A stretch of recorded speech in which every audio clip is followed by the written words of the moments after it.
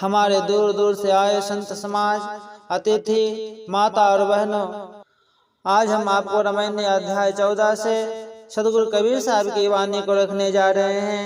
कृपया ध्यान पूर्वक सुनेंगे और शांति बनाए रखेंगे।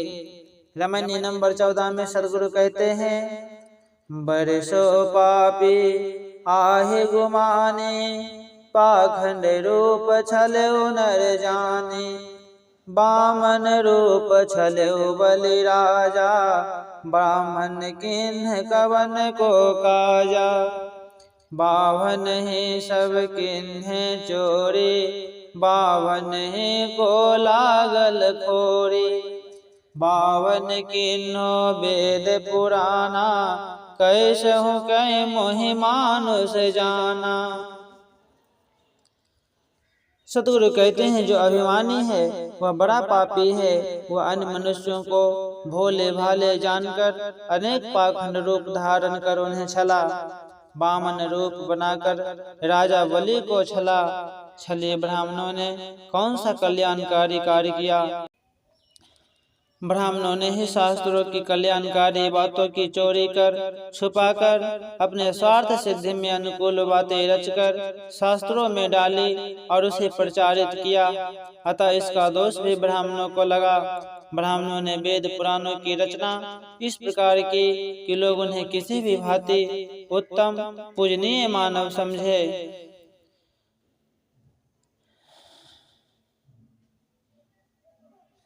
एक से ब्रह्म पंथ चलाया, एक से हंस गोपाल गाया, एक से शंभु पंथ चलाया, एक से भूत प्रेत मन लाया।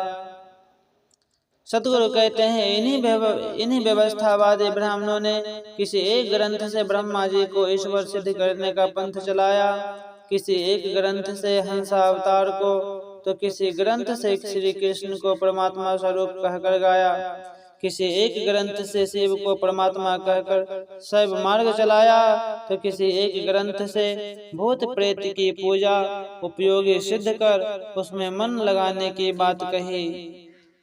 एक से पूजा जैन बिचारा, एक से निहुरी निवाज गुजारा, कोई काऊ का हटा न माना, झूठा खसम कबीर न जाना।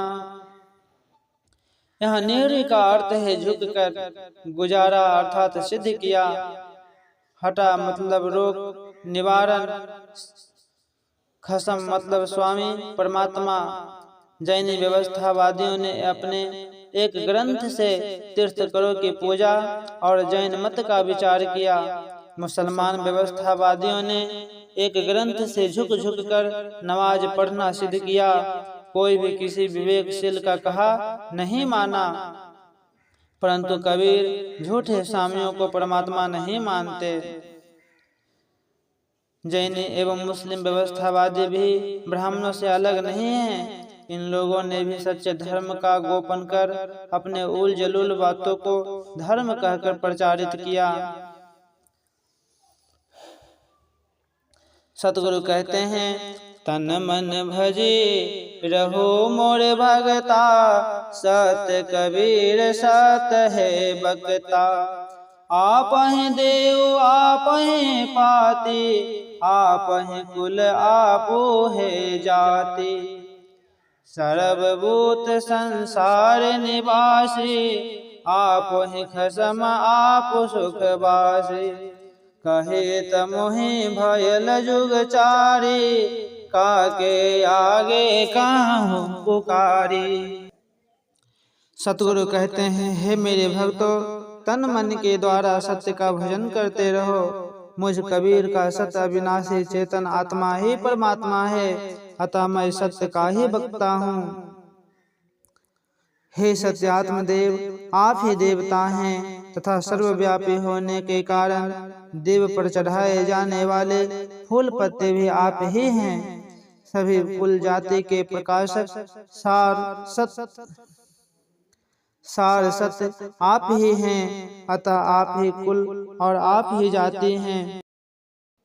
संसार के सभी प्राणियों में आप ही निवास कर उनमें चेतनता प्रदान करते हैं। आप ही स्वामी हैं, आप ही में संपूर्ण सुखों का वास है। सतगुरु कबीर साहब कहते हैं, मुझे इन बातों को कहते हुए 4 युग बीत गए, अब किसके आगे पुकार कर कहूँ।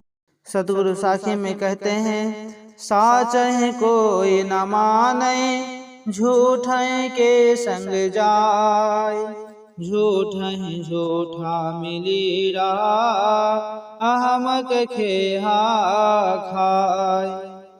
यहाँ अहमक का अर्थ है अज्ञानी, मूर्ख, ख्याहा का अर्थ है धूल। सत्य अविनाशी चेतन तत्व को कोई नहीं मानता। झूठी मान्यताओं के पीछे सभी चले जा रहे हैं।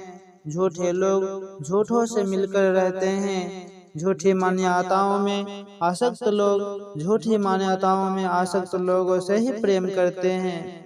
सत्य ज्ञानी संतों के शरणापन्न नहीं होते, फलता अंत में अज्ञानी धूल फाकते हैं।